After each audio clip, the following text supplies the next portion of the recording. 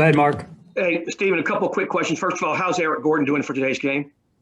He's good. He's good to go. And what is this like for you to see your daughters singing the national anthem?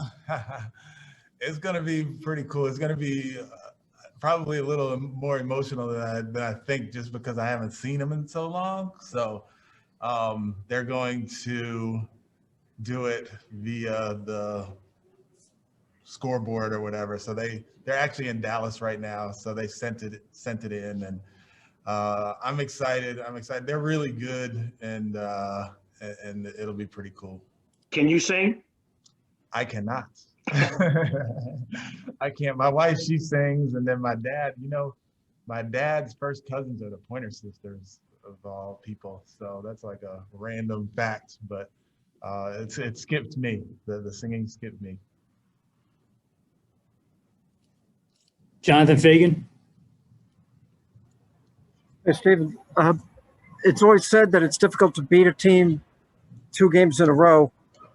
Why wouldn't both teams have the same advantages, though? You got to see them the same as they get to see you. Or are there just other reasons that make it difficult? Yeah, I think there's that natural kind of, I don't know if letdown is the word, but there's just a natural feeling after a win versus a loss. We're feeling pretty good after the win the other night, and then having yesterday, and they probably weren't feeling so good after those 2 days. So just the mindset that you have after a win versus after a loss can lead to a little bit of letdown, or in their case, a little bit of a sense of urgency.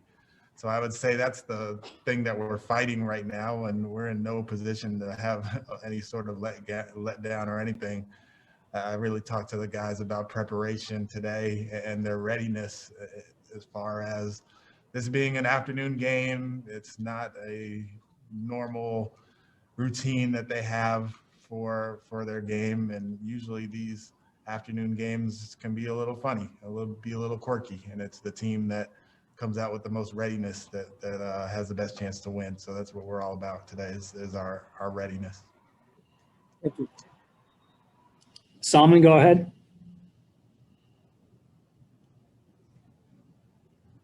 Salman Ali. Hey, Stephen, with players coming in and out during preseason and early season, how important are these next few games in figuring out the rotation? Very important. The next few games are very important for our growth, very important for our organization, very important in a multitude of ways. But as far as the rotation is concerned, yeah, we really need to get a feel for who plays best together, who kind of works within the constraints of the minutes that they get. And we'll kind of figure it out as we go a little bit, just because as you kind of talked about, we didn't have the time to figure that out in the preseason. So obviously all games are important, and all stretches of the season are important, but for us, especially now, we're just trying to kind of get organized. Ali Khan Bajani. Hey, Stephen, when we spoke with you after the last game, you said that Jae'Sean has your trust, and that's why he's playing those late game minutes. When everybody's back and you were able to have a rotation, what is the role that you envision him having? Against the Nuggets, he had a few plays where he brought the ball up the court. I know and you previously mentioned that he could be a small ball 5 at some point, but what role do you envision for him exactly? Yeah, kind of an all-encompassing role, obviously in those first couple games, he had to bring the ball up the floor just because we didn't have another primary ball handler. So he kind of filled in that role, but that won't be his role going forward. His role will be, coming off the bench, defending, probably one of the primary scorers on the opposing team, being a ball mover and helper and offensive rebounder on the offensive end, knocking down a few shots, and then being a guy who can switch on the defensive end, which is really key, that he can hold his own against bigger guys, but also have the quickness against smaller guys to contain the basketball and contest. So he'll have a big role going forward. He's, first or second or third guy off the bench. But, as far as him being a primary ball handler, hopefully that's the last that we'll see of that. Thank you.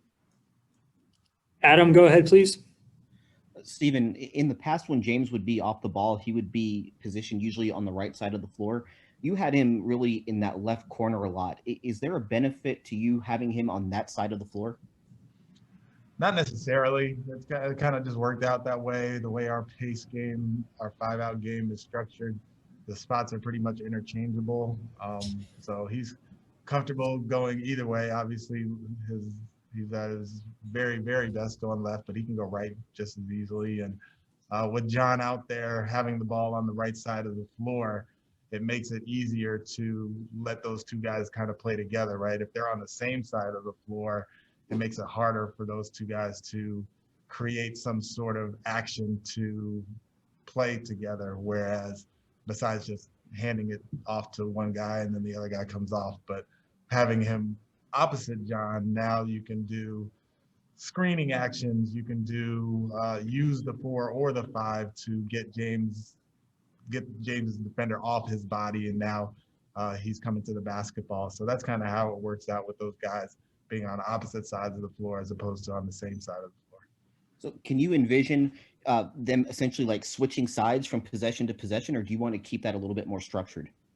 They could switch sides. It really depends on who has the ball and which side they kind of start on. We don't want guys crossing the floor with the basketball, so I assume most of the time they just kind of started that way, and that's how it ended up. But right-handed players tend to be on the right-hand side of the floor. That leaves James on the left side, and that'll be something that we look at going forward just to make sure that they're both able to kind of do their thing. Any more questions? All righty. Thank you, sir. Thank you.